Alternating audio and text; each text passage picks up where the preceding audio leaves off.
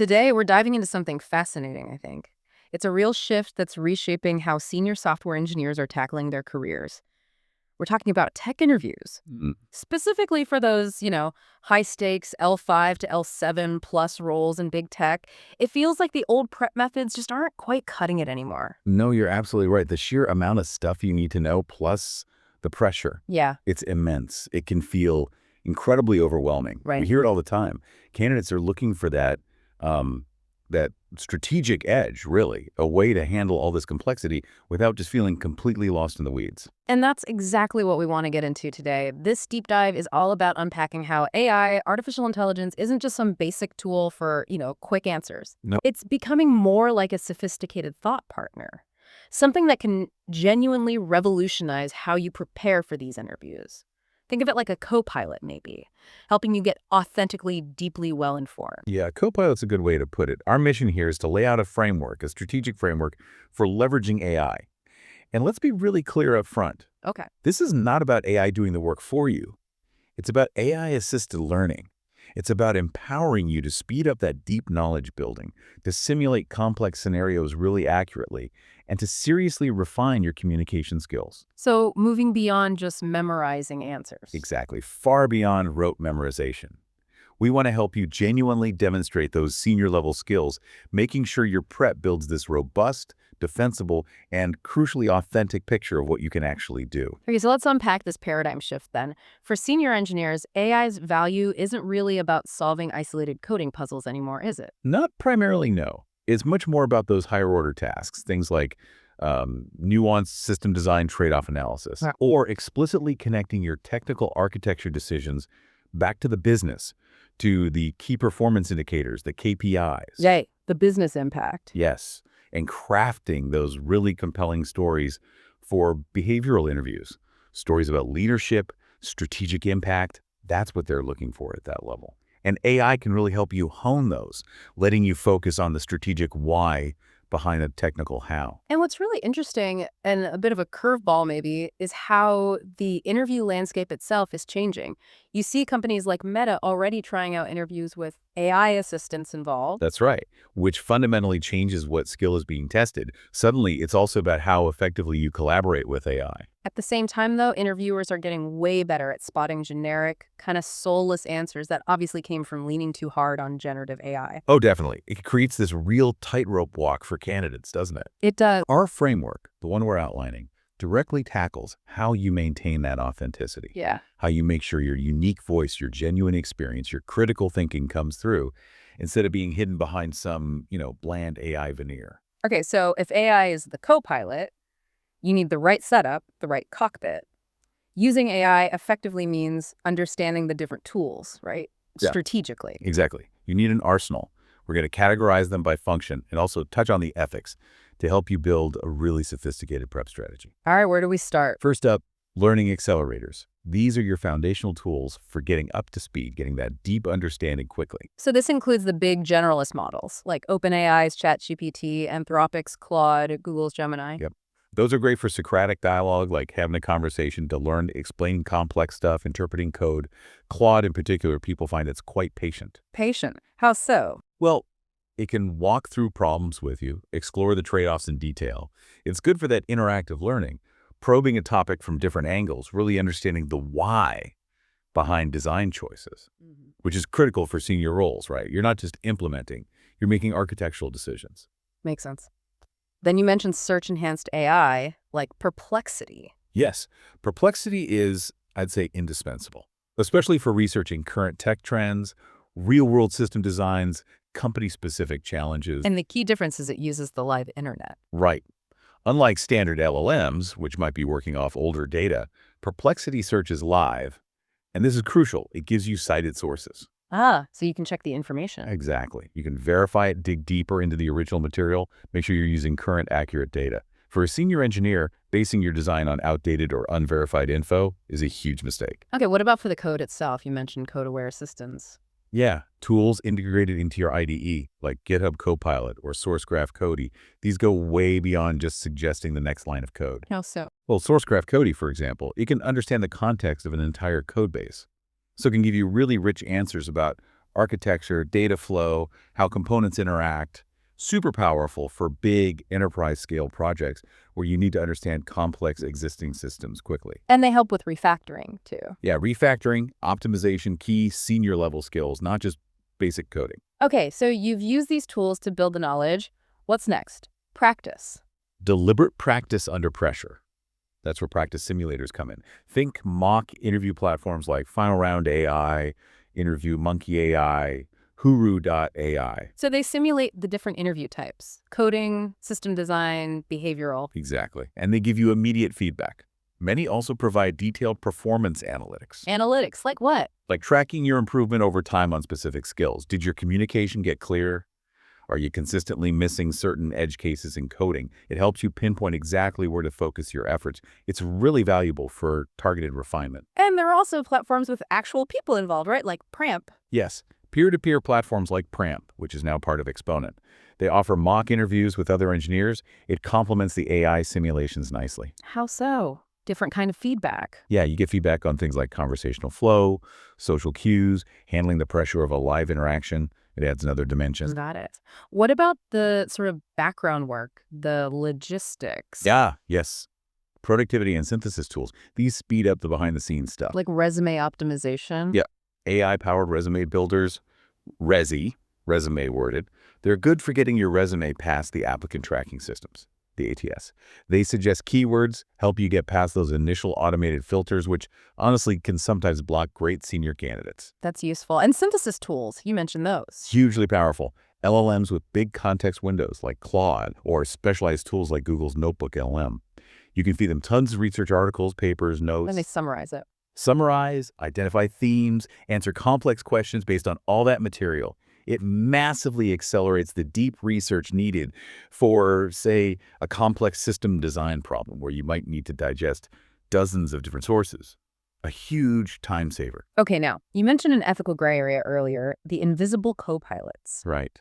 Tools like Interview Solver, Ultra Code, or that Copilot feature in Interview Monkey AI. They're marketed quite explicitly sometimes for giving you real-time help during a live interview. Sounds risky. It is. We'll definitely dig into the risks more later, but yeah, it's important to flag how problematic these are right from the start. Okay, so lots of tools, but you're saying no single one is the magic bullet. Definitely not. No panacea here. A senior candidate needs to understand the trade-offs. When do you use a general LLM versus a specialized tool? It's about building your own specific toolkit for the job. So for coding, a general LLM might give you an answer. Right. But it might lack nuance, maybe not follow best practices, or miss the architectural considerations a senior engineer needs to show. Specialized tools like a LeetCode Copilot might give hints.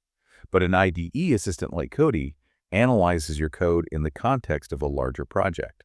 That signals deeper understanding, not just passing a test case. And for system design, general LLMs for brainstorming? Good for initial ideas, yeah. Yeah.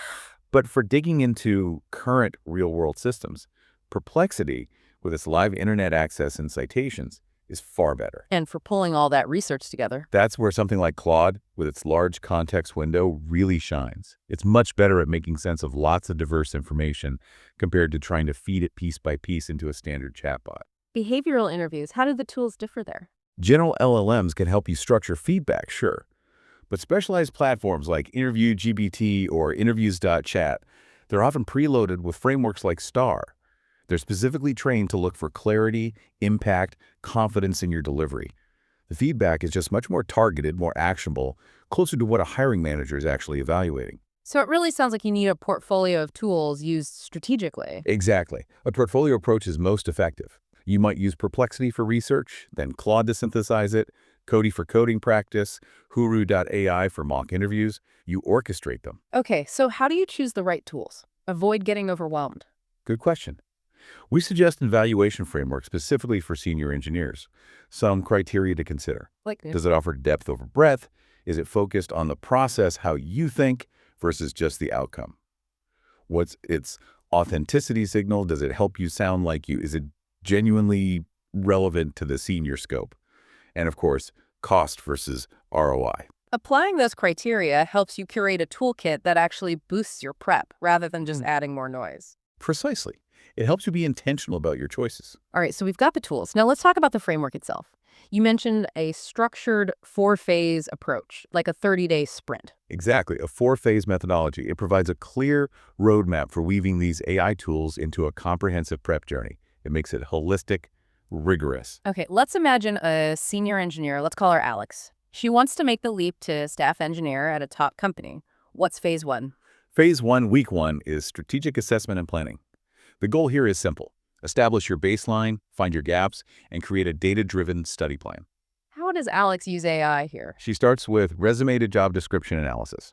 She gives an LLM her resume and the target job descriptions, and the prompt is key. Give me an example. Something like, act as a senior hiring manager at Google with 15 years of experience hiring for L6 plus software engineering roles. Analyze my attached resume against the provided job description for a staff software engineer. Identify the top 5 alignment areas and the top 5 critical gaps. Focus specifically on the language used for impact, scope of influence, and technical depth. Give me specific suggestions for rephrasing bullet points to better match the expectations for this senior role. So it's not just keywords, it's about framing her narrative for that level. Exactly. It's about reframing her experience to highlight leadership, strategic impact, things that might be there but aren't articulated clearly enough. Okay, so Alex gets that analysis. Then what? Then, competency gap identification. Based on the gaps found, she prompts the AI for a prioritized list, maybe specific tech topics like distributed transactions or leadership skills like influencing without authority. Got it. And that leads to the plan. Yes, the final step for week 1 is personalized study plan generation. Alex asks the AI, create a detailed 4-week study plan based on these gaps and priorities. Allocate specific days for deep dives, coding, system design, behavioral prep. This builds accountability, ensures a balanced approach. Okay, week 1, done. Alex has a plan. What's phase 2? Phase 2, week 2, is building the deep knowledge foundation.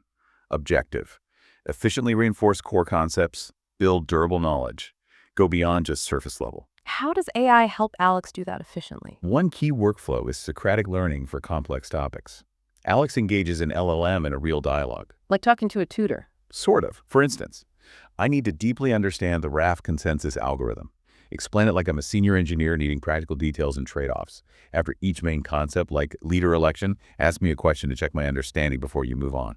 This active back and forth is way better for retention than just reading. Forces you to articulate it. Exactly. Then there's code-based comprehension, using those AI code assistants we mentioned. Like the Kubernetes example. Right. If Alex faces a system design touching Kubernetes, she could ask Postgres Cody, in the context of the whole Kubernetes repo, explain its center's role. Trace the data flow for creating a pod, showing interactions with the API server and scheduler. That's incredibly powerful for quickly grokking complex, unfamiliar systems. And generating practice problems. Yes, targeted practice generation. Alex could say, I need to get better at tree-based dynamic programming. Generate 5 medium to hard leak code style problems using this pattern. Give me a hint for each, but not the full solution.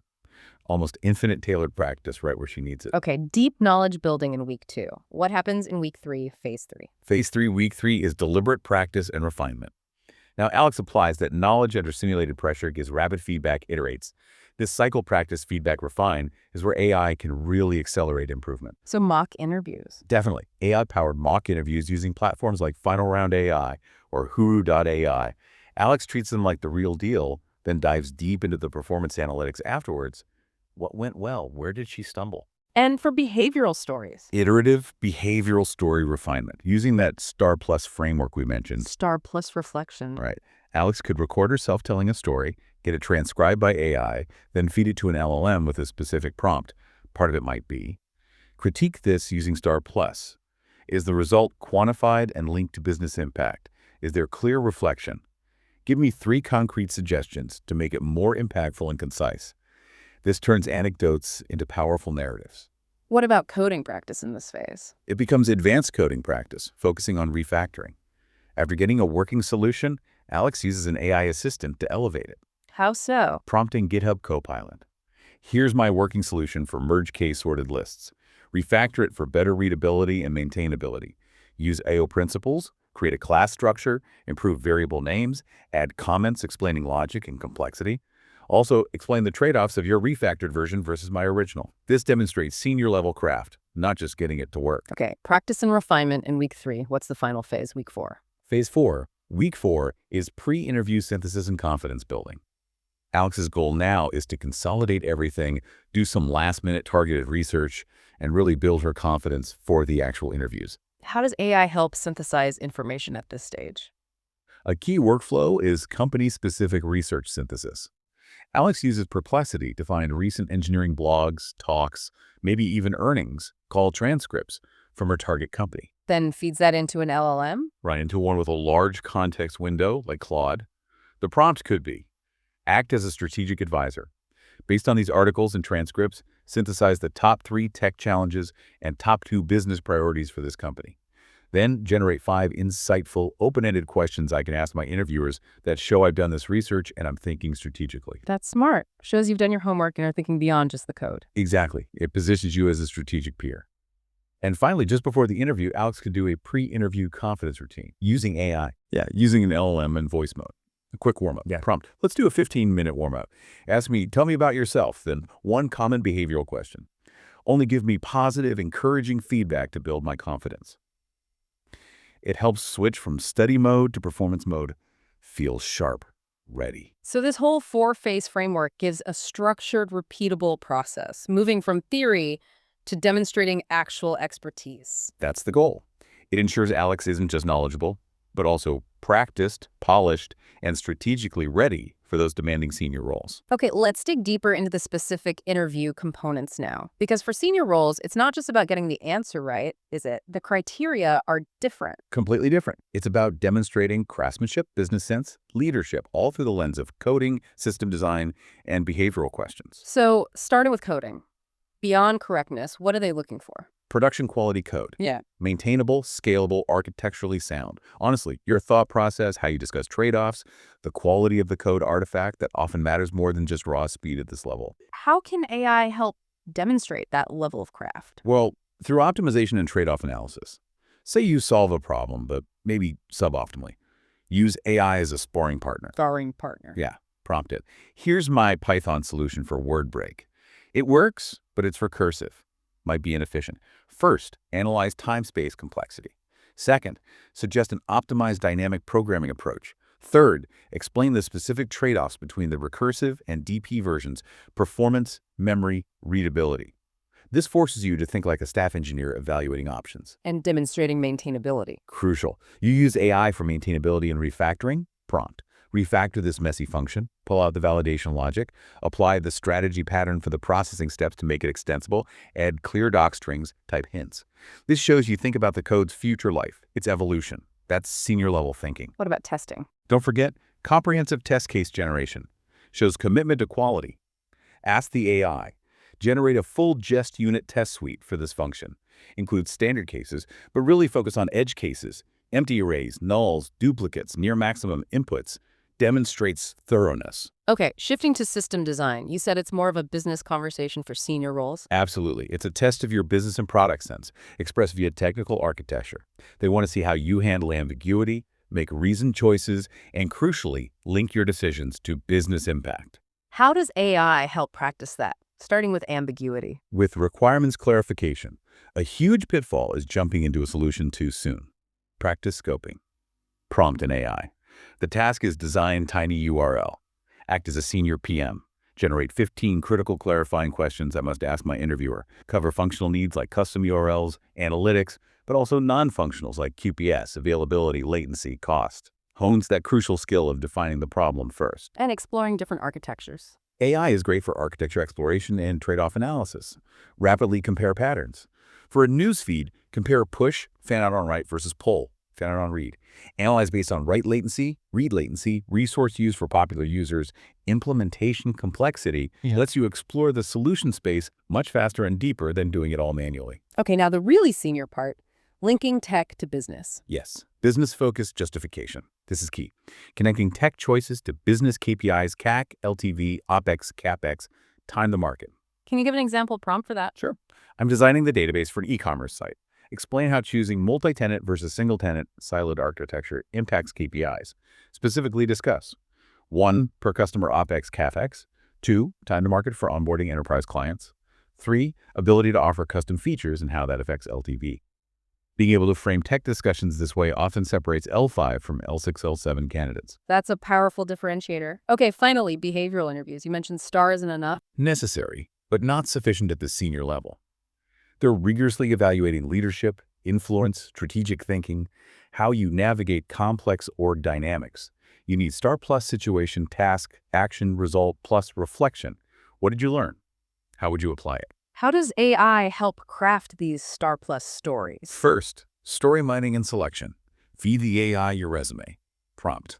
I'm prepping for a staff engineer behavioral interview. Based on my resume, find 3 strong project examples for DA. Tell me about influencing a technical decision across multiple teams. Helps you surface your best material. Then structuring it. Use AI for structuring with STAR Plus. Prompt it to act as an expert coach. Help structure this story using STAR Plus. For each section, STAR reflection. Ask me probing questions to get the details. Make sure action focuses on my leadership behaviors and result is quantified with business or tech metrics. And polishing the delivery. Yes, refining communication and impact. Treat the AI like a communication coach. Critique this STAR Plus story. Is it compelling? Impact clear. Suggest 3 alternative phrasings to make my leadership sound more influential. Flag any jargon or parts that are too long. Suggest how to be more concise. Ensures maximum clarity and punch. What about handling ambiguity in behaviorals? That comes up a lot. Definitely. Use AI for practicing ambiguity handling. Role-play scenarios. Act as my manager. Give me a vague project with conflicting requirements. My goal is to show how I handle ambiguity. After I respond by clarifying and proposing a path, critique me. Did I ask the right questions? Did I create structure from the chaos? Invaluable practice for a core senior leadership skill. So beyond these core interview types, senior candidates are also judged on their overall brand, right? And how quickly they can learn. Absolutely. The perceived scope, depth, ability to master new domains quickly, commitment to continuous improvement. These meta skills are critical, and AI can help develop and showcase them. Let's talk about the senior engineer's brand. How does AI help articulate that scope and depth? It's about reframing your resume and profiles, moving from just listing tasks, what I did, to highlighting impact, the impact I had, emphasizing project ownership, cross-team influence, technical strategy, mentorship, always quantifying the impact. This presents you as a strategic leader, not just a doer. Is there a specific prompt for that reframing? Yes, a powerful one Alex could use. Act as a principal engineer and hiring manager at Amazon, reviewing this resume for a staff L7 role. Rewrite each bullet point under my work experience. Shift the focus from what I did to the impact I had. Frame accomplishments in terms of ownership, cross-team influence, technical strategy, mentorship. Quantify impact using system scale, QPS, data volume, business metrics, cost reduction, latency improvement, or team growth, engineers mentored. Wow, that really forces you to think at the next level up. Exactly. It helps you articulate your experience in the language of the role you're targeting. Next up is deep research synthesis for unfamiliar domains, basically rapid domain mastery. How does that work? You mentioned a chain of tools. Yeah. Let's take Alex again, our e-commerce engineer, suddenly needing to design an ad tech real-time bidding platform. Totally new area for her. Okay. Step 1. She uses Perplexity for initial info gathering. What are common architectural patterns and tech challenges for large-scale RTB platforms in ad tech? Gets a bunch of sources. Feeds those sources into a large context LLM, like Claude. Prompts it to synthesize everything into a structured document. Executive summary, key patterns, detailed analysis, critical questions. Creates a concise brief for her. Right. And then she follows up with Socratic dialogue with the AI to deepen her understanding based on that synthesis. It's an incredibly efficient way for a senior engineer to get conversant in a new domain fast. But does the knowledge stick? Just reading a summary? Good point. That brings us to active learning integration, beyond the chat window, making the learning durable. Convert those synthesized docs into audio using text-to-speech tools, maybe built into something like Notebook LM. Alex listens during her commute passive reinforcement. More actively, integrate AI-generated flashcards into a spaced repetition system, an SRS, like Anki. So AI can make the flashcards too. Yep. Prompt. Based on our RCB discussion, create 15 Q&A flashcards testing key concepts. Make them concise. Format is a 2-column CSV question answer for easy import into Anki. This turns passive reading into active recall, embedding the knowledge long-term. Okay, AI is clearly powerful for prep. But you mentioned risks. Let's talk pitfalls. Authenticity seems like a big one. It is, probably the biggest. We call it the AI Veneer. Your answers might sound grammatically perfect, maybe even technically accurate, but they feel generic, impersonal, devoid of real experience, and interviewers are getting really good at sniffing this out. It's a major red flag. So how do you avoid that? How do you stay authentic while using these tools? Key principle: use AI for structure, not substance.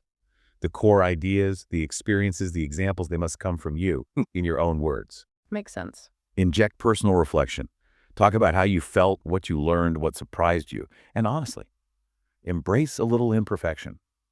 Those slight pauses, minor ums, they signal you're human, thinking on the spot. So don't try to sound like a perfectly polished robot. Exactly. And sometimes, if it feels natural, you could even be transparent about how you used AI in your prep. I used Claude to help organize my thoughts on this, emphasizing it was a tool for structuring, not generating. What about using AI to stress test your answers? That's a great strategy, especially for senior engineers. Red teaming your answers. Use AI as an adversary. How does that work? You develop a complex answer, like a system design. Then you prompt the AI with a skeptical persona. Act as a skeptical principal engineer at Netflix. Red team my video streaming design proposal. Find every weakness. Challenge assumptions. Find single points of failure. Question scalability math. Ask tough follow-ups about edge cases like network partitions. Be brutally honest. Don't accept my first answer. Probe deeper. Wow, that sounds intense. It is. But it forces you to build a much more robust, defensible understanding of your own design.